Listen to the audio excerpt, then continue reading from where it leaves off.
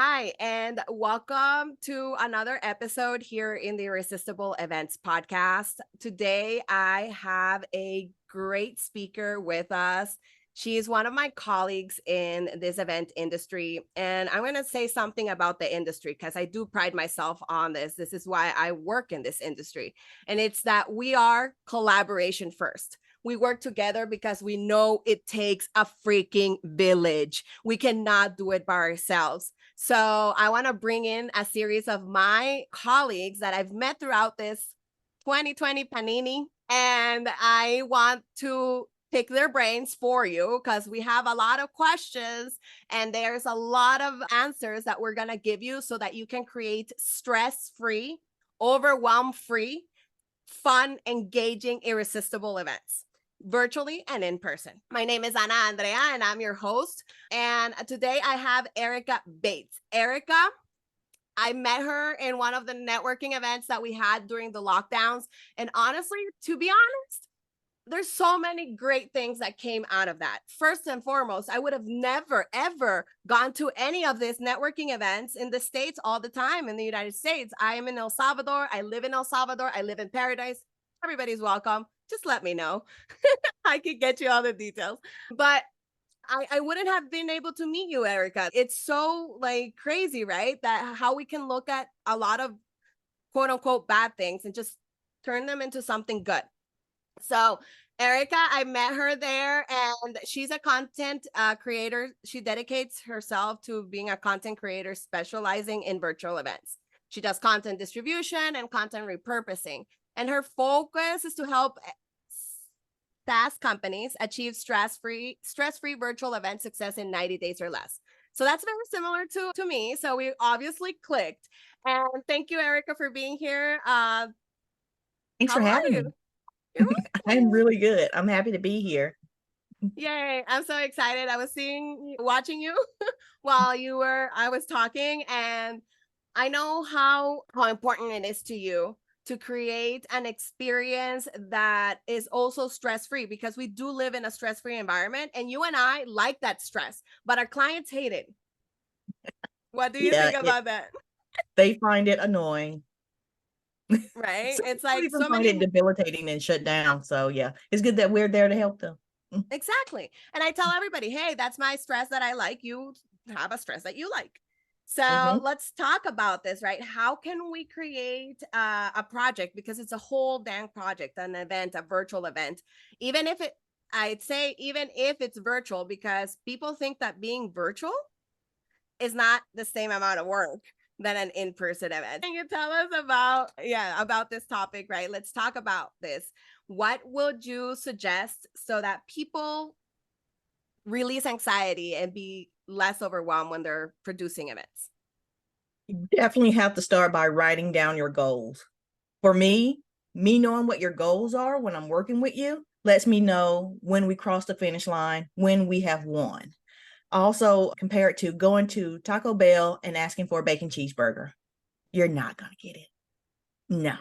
But if you set up your event in enough time, you realize you were in the wrong place. You have enough time to go to Five Guys and get your bacon cheeseburger.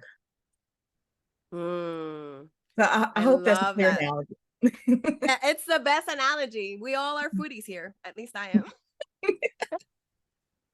That's a great analogy. Yes, like some people, and with that, it's a great thing that you just said because we have a lot of clients that expect miracles from things that cannot be created. Yeah. So tell us a story. Let's start with story time. Tell us a story when that happened for you in this journey. Okay. Met a client, write down her goals. The event is about to start. Most of everything is checked off. So she's in the drive-through, about to she's at the talking box, told us her order, going to the window to pick up the order, and that's when she asked for the bacon cheeseburger, just a few days before the event. But since everything was already done ahead of time, it was okay for her to ask for it. We gave her what she wanted, but this was an enrollment event. So in an enrollment event, there was a high ticket offer that I requested her to ask for, what's it called, to announce her ticket price for her coaching. She passed on the first one. Second time came, passed on the second time. The event was over. And I was like, hey, how come you didn't reply to any of my messages? How come you didn't announce your high ticket offer? And she says, it wasn't worth it. And I was like, oh. But we had a day two. That hurt my feelings too, because right before she does she was supposed to announce her offer, she had people she had worked with before saying how great her coaching program is and how they all had gotten more from these companies that she's hooked them up with, more than 10,000. Her offer was 10,000, but she said it wasn't worth it. Day two came. The 3 times were supposed to come and go where she announced the offer, and she still didn't do it because she said it still wasn't worth it. And I had no clue how to get her to feel comfortable with it, even though she's worked with people before. No, they did not pay her 10,000, but yes, she did get them more than 10,000 working with other companies. So I do not know why she didn't think it was worth it. That still bothers me. Oh my God, I am bothered with you. While you were telling me this story, all I could think about was like, poor woman. Why does she feel like she's not more than enough? Yeah. Oh my gosh. I'm so She sorry had that amazing happened. people talk about her. And I felt pumped up about it. But Wow. Wow. I think that we should take like a minute to reflect on this and see, not with judging eyes, because what we do in events is that we take things and we do an analysis and we criticize it from all the angles. Since self-development events have been a really big part of my life, and that's literally why I got into the event producing industry, I believe that what we can do to make that better for next time, maybe, Ericka, if we think about it, right? For everybody else that's having that issue, right? They feel like it's not worth sharing their high ticket offers. Look, I've had that issue too. But it was not even a super high ticket offer. It was just $3,600. And I had to give her a little push. I was like, hey, you've done summits and people love them. We've literally saved marriages. Do it. Freaking do it. yeah. And she was like, Anna, I trust you. And I'm like, thank God you trust me. I helped her monetize from the first summit because she came from a program. I love my influencer coaches that sell summits as list building. I really do. But there's things that they teach that in events, it's a big no. If you are going to put an event and you're going to invest time, energy, resources, you better get paid. Yes. I don't care if you only get back what you invested, because that's what happened with this client. She, in the first summit, we just got back what she invested. And then she saw, oh my God, I literally got done all of this for free. And let's do some girl math to justify this. Girl math. I don't know if you know about girl math, Ericka. Hadn't heard of it. Math isn't my language, but I'm willing to learn. All right, you're gonna love this, okay? In TikTok right now, there's this trend that's going viral that's called girl math. You know how they did girl dinner? Did you see that trend? I No? haven't. All right, so you gotta be on I'll be doing TikTok some all the research time. after this one. Okay, so I'll tell you and I'll tell everybody. So girl dinner is basically just getting whatever's in the fridge and having that for dinner without having to prepare a whole meal. Because when we are married or we're in a relationship but we have kids, we have to prepare a whole meal every freaking day. And I know this because I cook here for my family. So I tell them, My I'll cook husband this cooks for thing. us. Exactly. Take care, help us. Let's do it together. So we do it as a family engagement. But girl dinner is basically just having what we have in the fridge. And I know maybe you could relate with that when you were in college or when you were single before you had your husband, or when he's not around and you grab some lunch like that. Does that sound familiar? Yes. Yeah, like just grabbing some cookies and and that's lunch. Especially when we're doing events, right? Oh my gosh, event dinners. Oh my gosh. Like just grab whatever we have. Now, girl math, there's this segment in an Australian iHeartRadio, the Australian iHeartRadio. There's a segment, oh no, not Australia, New Zealand, sorry. That's called girl math. Girl math is basically justifying all of our purchases. Literally. And you know how good we're with that. Okay. So I'll share the links, and for you guys listening, just go to TikTok and put and search girl math. I was crying. Okay. That it's so good. So we can apply girl math to event production as well. Right. If we're not getting paid, then girl math doesn't work because it has to be basically free. That's how that girl math conclusion is always, like you said at the beginning, right? Let's have goals. Okay. So what if we can have that goal? Can the event be free for me? I've met a good many people who want to do top of the funnel, have it free, and then they sell the replays. Oh, no. What I mean is like the investment, can it turn into a free investment because I got my money back when they did the offer? Okay. I think I understand. So maybe like a barter? No. Okay, let me explain. Yes. Up. Oh, okay. Barter is good. No, what I'm saying is if I invest $5,000 in the production of my event and I don't sell my high ticket offer during the event, then it costs me $5,000. But if I do sell and I monetize that virtual event, that summit, because also they do some free, like you said, like free summits, but also they sell a VIP or a tripwire and there's an offer. But I've seen free summits with nothing. Oh, okay. As well.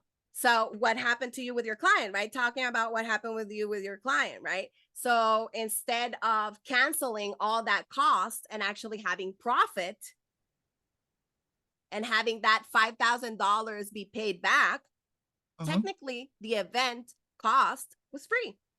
Yeah. When we paid it back. Yeah. That's basically girl math. Yeah. That's basically girl math. Justifying all the event expenses, right? Because there will be a budget that we have to create. And if that's not motivation for her, maybe that could help her motivate her for the next time, Ericka. Yeah. Maybe. But yeah, for everybody listening, right? If you are investing all this energy, and it's not even about the money that you're investing, but the energy and the time that you cannot get back, why are you not selling? Yeah. So I have a question about, go ahead. I was just saying, I had no clue how to help her. It still bothers me still.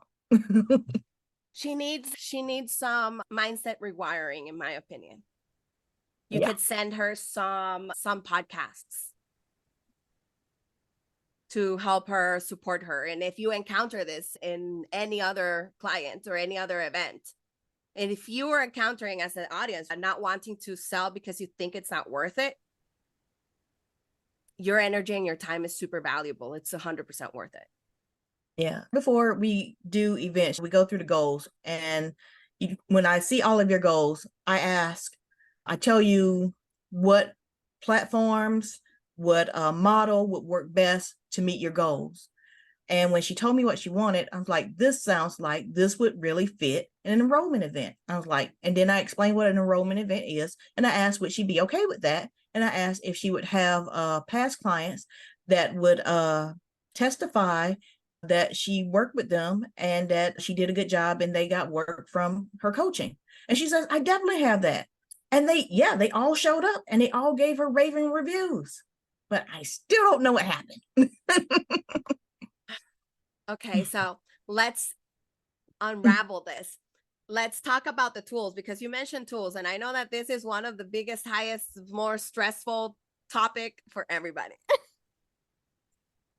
So let's talk tools, right? And yes, I think that the goal in her mind was different than what yours was, in my opinion. I think that's what happened. You saw all, and had happened to me as well, like the vision, right? We have the vision of them making a lot of money from their value because we know it's possible. Like we know it's 100% possible. I've seen 7 figures in an event in like this, in a virtual setting. Sell like crazy bananas. Yep. I've seen it. You've seen it, Ericka. You've seen it. We've seen the possibilities. So before we talk tools and tech, stay tuned. Stay tuned, guys. We'll talk about technology in a bit, but a lot actually. But let's dissect this story because it's super helpful. What you're saying, right? People, they don't feel enough, and they didn't see the vision and the goal. So how can we be more clear with this goal setting? How can we have the same goals? Because when the whole team has the same vision and we are going to the same goals, we can achieve those results. Yep. So how can we do that? Do you have any tips? So besides writing out the goals, making sure that we're both clear on the goals. And I try to make it very clear that I want to win, and I win by crossing off the goal list that we have. If you tell me that you want to host an event on Zoom, I'll get to Zoom and set it up. If you want to have polls during Zooms, I set that up. If you want to have 500 people on your Zoom call during an event, try to make that happen where we can set that up. And if it comes down to having an enrollment event where you announce your high ticket offer, hopefully when you have your testimonials before and after, and that's done, you will feel okay that you should announce your high ticket offer. But other than that, yeah, I'm still baffled. Maybe this event was not the right one. Yeah. Maybe it's okay. And I think that we've all had events that did not go like we wanted them to go. Yeah. That one just really stood out to me. Just past March, I hosted one for myself. Love that. You were there. Got people I knew to show up and participate, got people to help. I never thought I could host an event and ask for help and people would show up. And they all did. Every last person I asked for help, they showed up and helped me. And I was like, wow. I love that. This is why I love this industry. Yes, we all help each other. And when we are willing to accept the help. Yeah.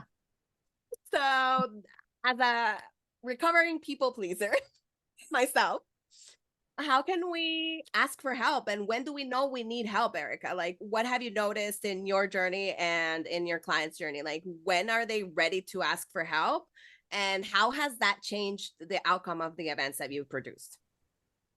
Usually I don't ask for help because when I ask in the past, people would just say no. And I asked once before and they say yes. And then the day of, they say, I'd rather pay to go to a parade instead of be paid by you. Yeah, that really irked me. But it turns out if you ask people who are actually interested in events, have actually hosted events, they show up for you. And it took me, it took me a while to figure that out, that if I ask people who are actually in the field that I'm in and know what they're doing, they're willing to help. No problem, actually. But now I know.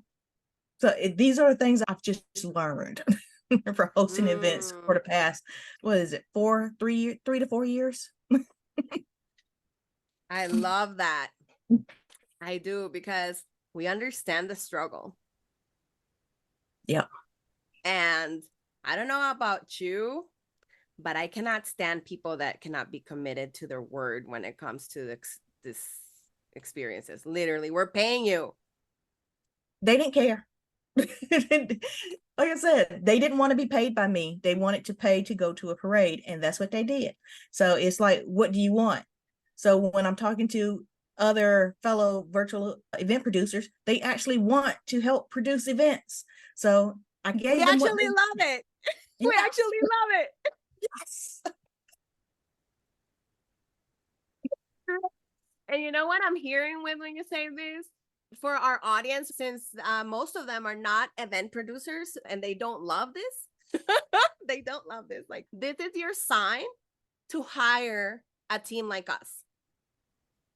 Literally, because if you don't like this, if you feel like it's super overwhelming and that the technology is going to beat your 3 letters, or that the planning and the strategy and the organization, because virtual events are as hard, if not harder, than in-person events.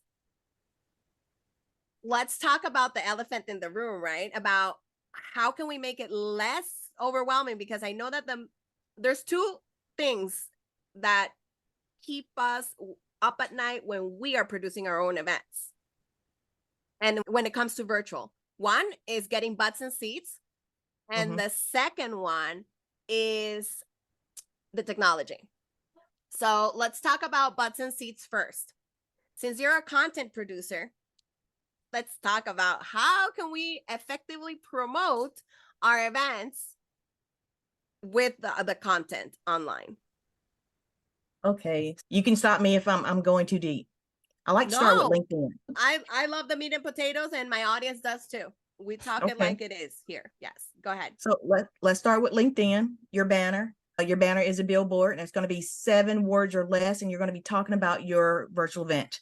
That was called your link. Your one link will actually take them to that virtual event. Your talking speaker box, which you would add using your phone, you will invite them to your virtual event. The next thing I think is your feature list, the very first one, or if it's the only one, you will invite people to your virtual event. In your about section, before you start talking about yourself, invite them to that event. The work that you're working on, say that you're working on this event because it'll go out to all of your connections. And then make it a LinkedIn event page. Oh, I'm sorry. Articles will go out to everyone. You're talking about the event. Newsletter goes out to everyone that has signed up for your newsletter. Talk about that event. And then make an event page for LinkedIn and use your company page because you can have people register on that company page. Yeah, I love LinkedIn. And then do the same thing for Facebook because Facebook would do that too. Yes. Yeah. People forget Facebook, but honestly, that's where I've made the most money.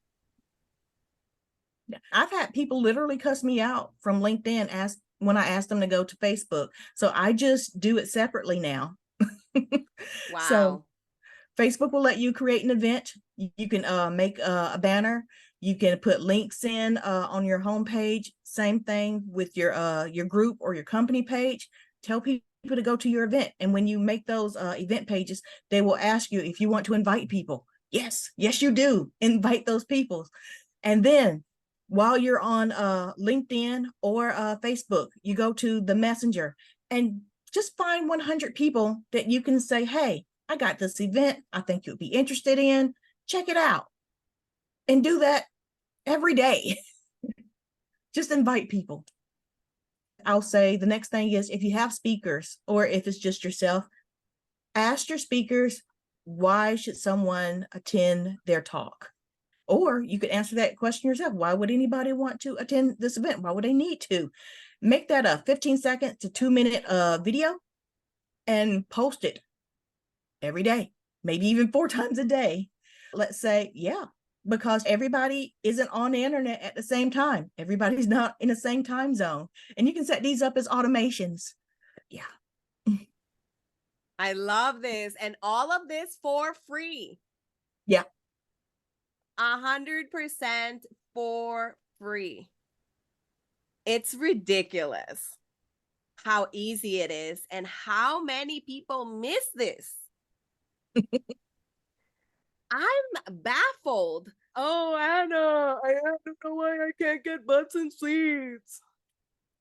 You got to ask people. You literally have to ask people. Literally, you have to say, come to my freaking event. I am having this event. Who do you know that would be great that wants to come? People love events. And this is not a buy my $10,000 thing yet. This is come to my event. People love meeting other people, even if they say they're introverts. Come on, everybody. We need each other. We need each other biologically, physically, spiritually. And events do that for us.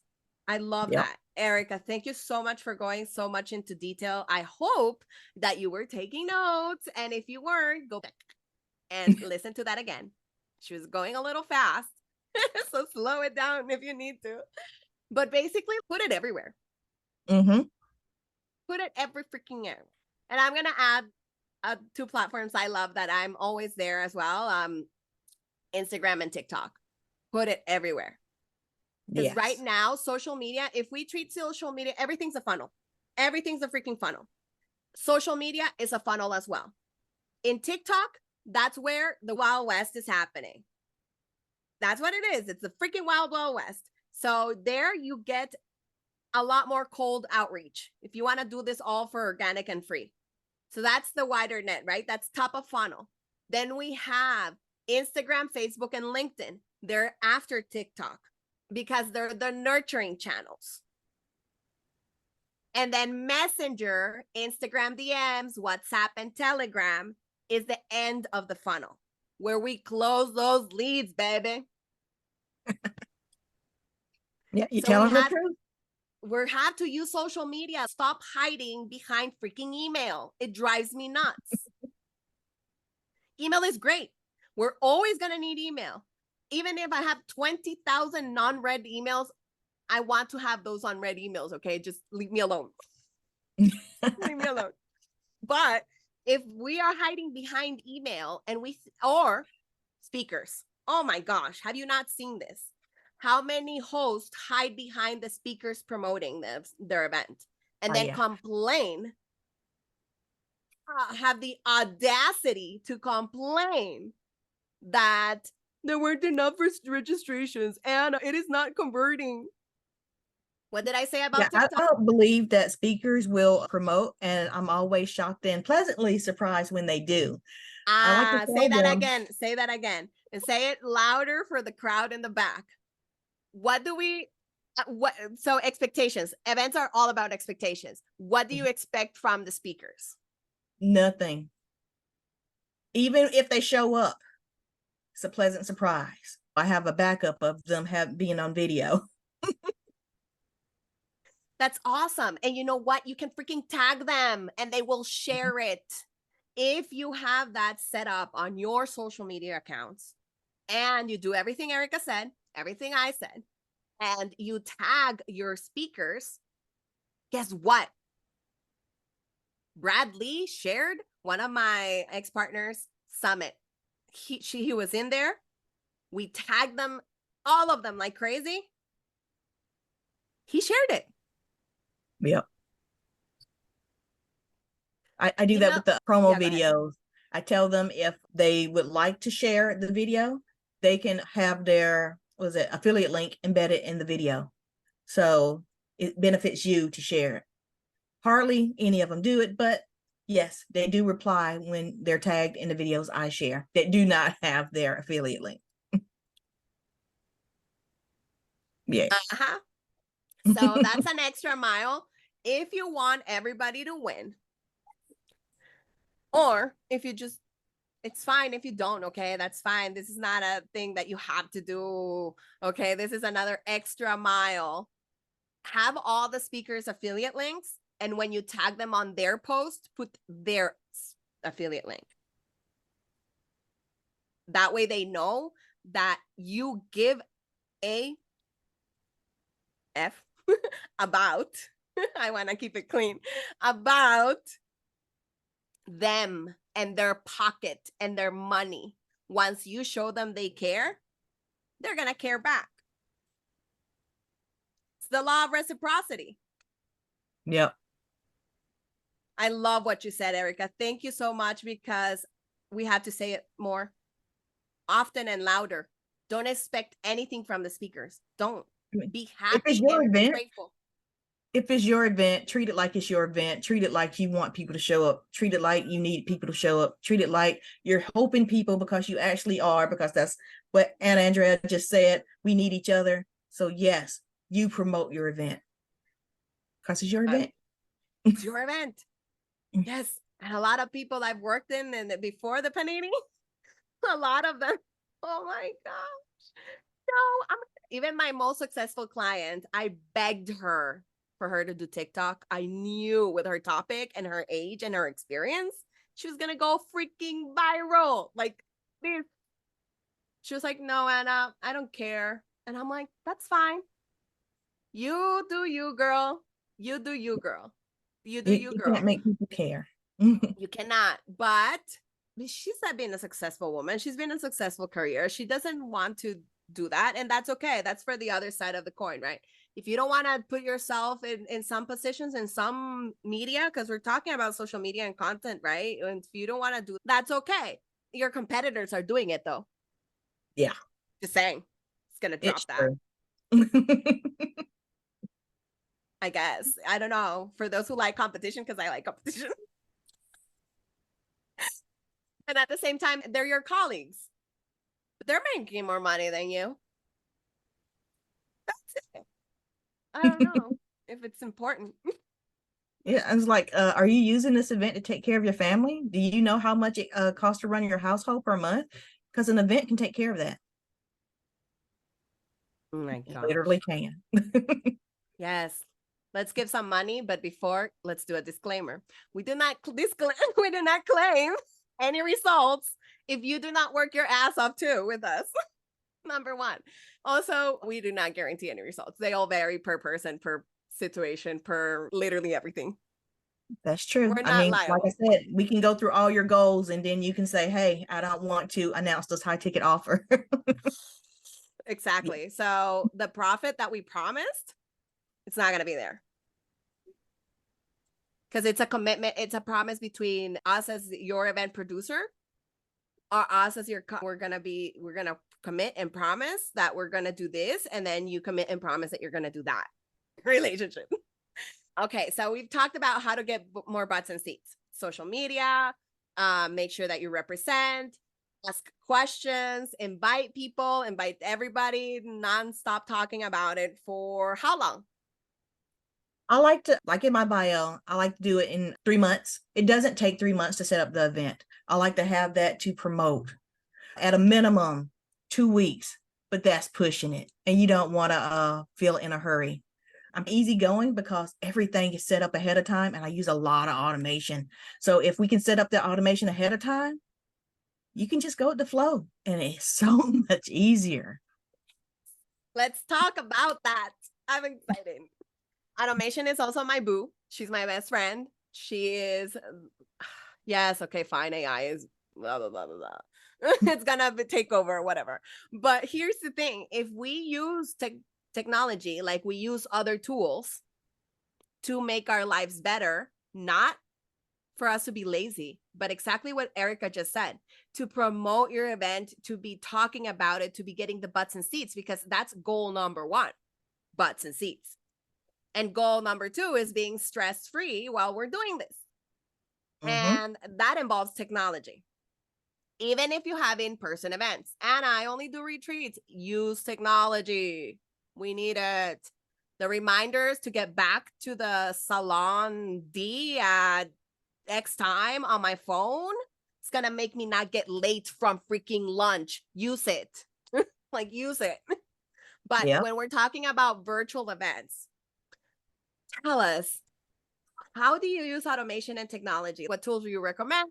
Like, do a little breakdown for us, Ericka, please. I know that the audience is crazy to know this. Okay. I guess I'll go over my tech stack. This is what I personally use. So if I am interested in having a speaker, I will send them a Book Like a Boss page. My Book Like a Boss page will have a header, which is my billboard, 7 words or less, talking about the event. It's got the date, time.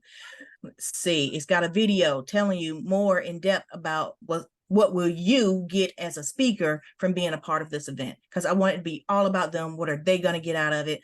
If I'm only offering exposure, what is that exposure? What can you expect from that exposure? How many people can you expect? Are you allowed to give out what is it called, a lead magnet?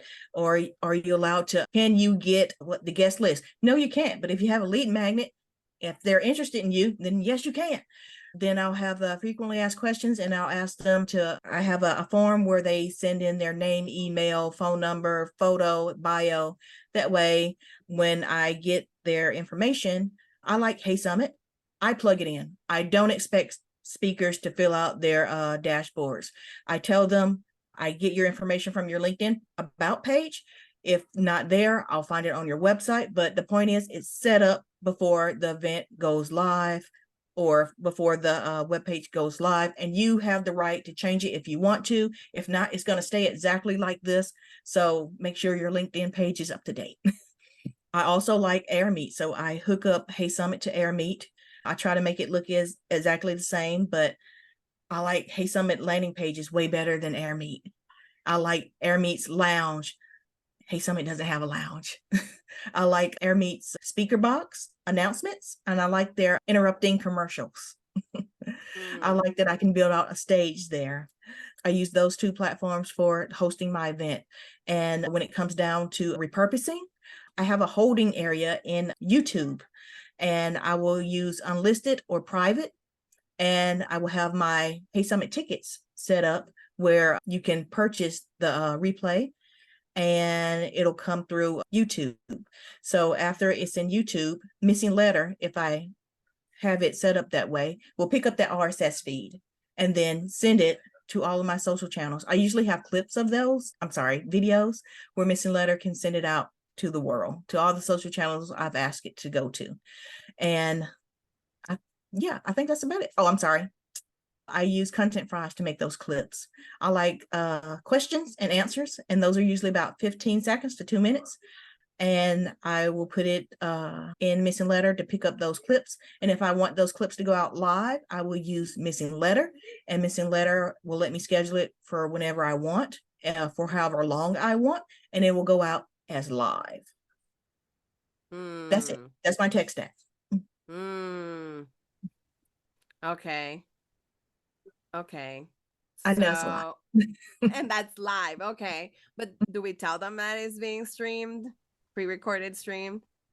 So they're the clips of, I don't put out the whole thing. I do Okay. give the video. If you're a speaker, I give you the video. You can use it however you want. I tell you that your affiliate link is still available in live. So if you send out your video to your audience and say, hey, if you like this video, there was more speakers on these topics, you can still see it. It's available, whatever. So yeah. That's actually pretty good. Very good experience. I like that, because that way the speakers are not feisty about their content being in your hands only, blah, blah, blah. And you get them to use it in a way we all keep making money. Yeah. Again, since it's super important to make money, to live, just to live. That's all I know right now. I haven't met too many people who are willing to barter. Can I have this house for this row of corn? Maybe we're gonna get back to that. Who knows? But and I've done a lot of things bartering, but we still need that money, and we're investing the time, right, and the resources and the tools, and those tools are not cheap. Nope. They have an investment. It's an investment, like you put a part of the budget costs. So I have a question about the streaming the videos. Is it during the event that you stream it like that inside of Hey Summit? Hey Summit I use for my landing page, and you can get to know more about the speakers. So when I use OneStream Live, I asked my speakers to tell why the audience should attend their event. So like 15 minutes to 10 minutes, I have it set up on OneStream Live, and it's you talking about why the audience should come see you, and you're about to go live. And in the text, it'll say, hey, this is Anna Andrea. She's talking about Chatbox, and she's about to go live 15 minutes. Here's her saying why you should attend her talk. And then. Okay, so in OneStream, I've used OneStream. I had issues with OneStream. I do like them. I'm not saying that the issues means I don't like the software. There are some softwares I will tell you I dislike with all my heart and all my soul. And it's, again, it goes back to customer service and to being community focused and needing each other. Yeah, that's what happens. So with OneStream, I had some issues, but we did talk to support. They were really, and I worked in call centers. I was not that person. I was the one that was solving everybody's problems happy, because if I'm angry and they're angry, we can't get ahead. We can't move on. We can't fix the problem. With OneStream, what we did is that we streamed it on WordPress live, the event itself. So I'm giving the idea to the audience, like in OneStream, what we could do is we can embed a video that goes live. It was like one after the other, like in a queue. Mm-hmm. That we set that up there, and then it goes live at that time. The only thing that when we do that is that people have to press the play button. So just make sure that it's clear that they need to press the play button. But OneStream is a good tool that you can use to do it when you're doing pre-recorded sessions. Mm-hmm. And I know that some of our colleagues hate this pre-recorded sessions and say that these types of events suck. That's literal words from someone you and I know. And I want to put this to rest.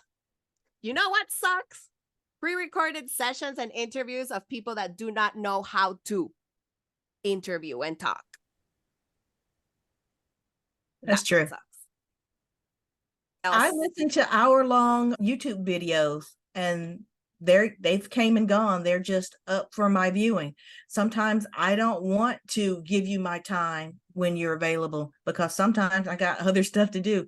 But if there's a replay available, yeah, I'm there. You know what I love about replays? Freaking double speed. My favorite. Girl, I cannot tell you the amount of events virtually that I have left because it was boring. I wanted to go to sleep. I wanted to, and they were live in Zoom, but live, not streamed, pre-recorded, like we were talking about using OneStream and pre-recorded sessions. This is so that we don't all get confused. When I say live, it's right when we're recording it's like everybody's here at the same time. Mm-hmm. So when everybody's here at the same time and we're on a Zoom meeting and we are hosting an event and your speaker is boring, with a capital B. Oh my God. And then your next speaker is more boring. And then your next speaker is actually amazing. But then the next speaker after that is boring again. And then the audience wants to talk to this speaker that was actually engaging and fun and exciting and had all the answers. And then the MC talks bad, like down about her, like that, like in a tone of voice. Like, this is true story. I can't say names or when or what or whatever, but this happened. Like, boring event. And then this speaker that's a freaking fresh of how do you say it? Fresh air, like a smell of fresh air. And a breath of fresh air. Breath or fresh air, thanks. And then you don't let her address the questions, and then you don't let her be amazing with the audience and actually save your event. Mm-hmm. That's crappy. That sucks. Yeah. That's one of the things I like about AirMeet. If a speaker's boring, you're free to leave if the lounge is set up. And not only that, their analytics will tell you how many people showed, how many people left, and how many people went somewhere else. Like, where did they go in that event? If you have multiple sessions, it tells you that Anna Andrea signed up for this event. She stayed for 15 minutes, and then she went to this other talk, or she went to the lounge. So that's what I like about that. And if you find that you have a boring speaker, not to have them back, because the analytics has told on them. Data and numbers don't lie unless you tweak them, but that's a story for another day. Oh my gosh. Okay, so here's my question. When it comes to boring ass sessions and all that, how do you help speakers to create? Because also as an event producer, I've noticed, and we have rehearsals, and a lot of speakers think that they already know everything. And we could wrap up this conversation, but how do you help them be presentable and show up online virtually as when they do on stage? Because it's not the same. Like I said, I use AirMeet. You can tell that there's people there. They're interacting with you. As a producer, I put their comments on stage, and I'm really nosy. So I'll ask nosy questions like, how did you know when it was time for you to start paying taxes? How did you know when your business wasn't a hobby and yes, you were fully committed and you're okay with paying taxes? When was that moment? Stuff like that. So I try to get in there. So people are like, oh, you weren't paying taxes for a while? When did you start? Stuff like that. So I try to, yeah, crying nosy questions, and I put comments on the screen so they'll be sure to see that people are watching, paying attention, and wanting to know more from them. That's a great way to help speakers. That's amazing, right? Because some people just need a little help, okay? They don't know that they're being extremely boring.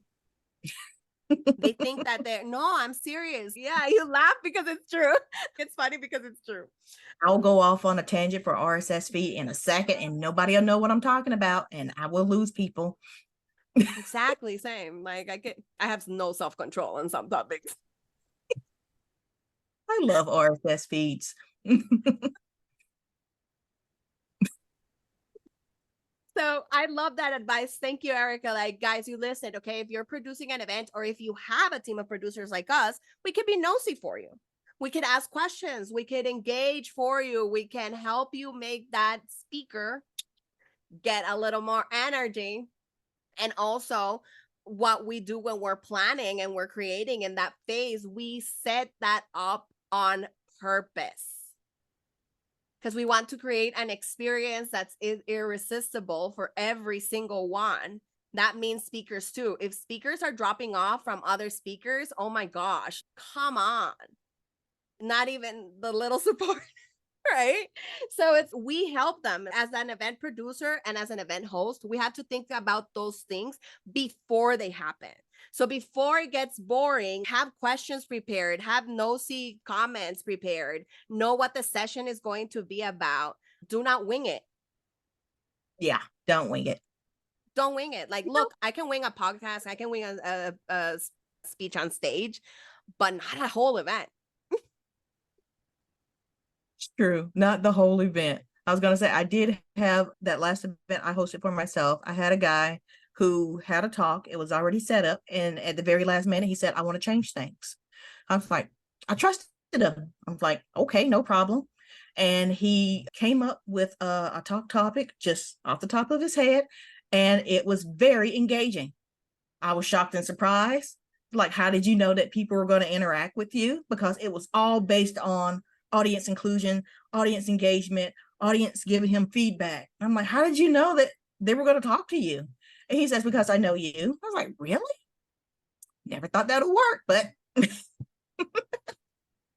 So trust your speakers is what I'm hearing here. Yeah. Trust your speakers that they know what the heck they're talking about. Mm-hmm. Just we're helping them with energy, with questions, with maybe they're nervous. Maybe they saw a big name show up. Hey, this happens, okay? It's online. Anything can happen. Yeah. They could be speakers that speak all over the world and they know how to own the in-person stage, and then they get in front of a camera and freak out. Yeah, I've had that happen too. I had a guest come on and oh, this isn't Zoom. I'm not going to do my slides. I'm like, but you worked all night on those slides and they're beautiful. No, I don't know how to use this platform. If we were on Zoom, I would use it, but I'm not going to do it here. And I was like, oh my God. But yeah. It's the same. It's the same. Share screen. Same icon. Yep. Same icons. Literally. Yep. Yeah. So when we're teaching technology, this is a tip. And I think that with this, we could wrap this up today. I know that you and I can talk for, we have zero self-control when it comes to events and technology. Okay. Zero. So another a tech tip that is practical and that you can use today and that you can go and experiment on your phone, on your on any technology, anything. Okay. So we weren't born with technology. Even the kids today that are being born with technology don't know everything by osmosis. It's because they're curious. Curiosity. And then the tech language. Icons. Icons are universal. Icons is the same language in Chinese, in Arab, in Spanish, in English, in French, in Italian, Russian, all languages. This icons, they're the same. Trash literally means trash. And the up arrow means share. Share. Up arrow means share with a little thing at the bottom, with a little box at the bottom and the arrow. That means share. The little chat bubble means chat. Icons. Go and be curious. Be a kid. Yeah. Go back to, I know that you have an inner child. Ericka and I, we both have an inner child. Mine is 5 years old. She's all that. And she's curious and she loves icons and images because she loves to paint. So go back to your childhood, listen to your inner child, and be curious. Do not be afraid of technology. Be curious. Press also things. True. Press it. It's not gonna break. Buttons. Button. But yeah, it's like press it. And if it breaks, so what? Just Control Z. Undo it. Or Command Z. Okay, if you're an Apple girl. But yeah, what else would you say to wrap this up, Ericka? What recommendation can you give the audience when it comes to technology and producing stress-free events? Okay, as I said before, I had trouble asking for help. When I first started using OneStream Live for live streaming, I had no idea what I was doing. They told me it was an easy to use platform. I didn't believe it. I was crying. I was so sad I couldn't figure it out. I went to the Talking Bubble. I hate going to the Talking Bubble. I went to the Talking Bubble. They helped me. You know why? Because it's their job. They were literally sitting there waiting on me to push that button and ask them for help. So when I did that, they brought me on Zoom and they walked me through the platform. They showed me how to use it. So now I live stream for them, and I've been doing it for about 2 years now because they took time to show me how to use their platform. And it wasn't just me that they helped me with. They help anybody who presses that button. If you need help, you got people like Anna Andrea. You got people like me. If you're using a platform, ask them for help, because I'm telling you, they asked for that job. And that job is to help you do what you need to do on that platform. I love that. Thank you so much for that reminder, Ericka, because there's a lot of people, my bestie included, that does not like help either. Us included. I know that we love to figure things out because we are problem solvers. That is our thing. And some people just don't like it. So it's a great reminder. Let's repeat after every stressful situation that mantra. It is okay to ask for help. They are there to help me already. They literally get paid to help me. Yeah, they actually asked for that job to get paid to help. A lot of them hate it though. I worked in customer service a lot, but yeah, just ask for help. And this is great. Thank you so much for being here, Ericka. I love talking to you and chatting about all of our experiences. Thank you everybody for listening.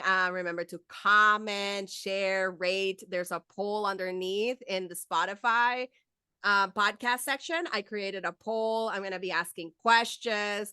I want to create podcasts and chats with a lot of different people from a lot of different backgrounds and talk about how we can create irresistible experiences so that your events are life-changing for everybody involved. That is the goal and my mission, and I know that we can achieve it together and make, very cheesy what I'm gonna say, but make this world a better place. For sure. Yes, it's possible. I promise. Thank you so much for tuning. Go ahead. I was going to say another true statement. So true. We can make it a better place by creating events that don't suck, basically. Okay. So thank you so much, everybody. And I will see you in the next one. God bless. Wow. That was some interesting takes, and I hope that you wrote down all those golden nuggets to support your irresistible events. I hope to see you next time. Make sure that you share and go rate my podcast with 5 stars so we can keep doing episodes like this. I'll see you. God bless you.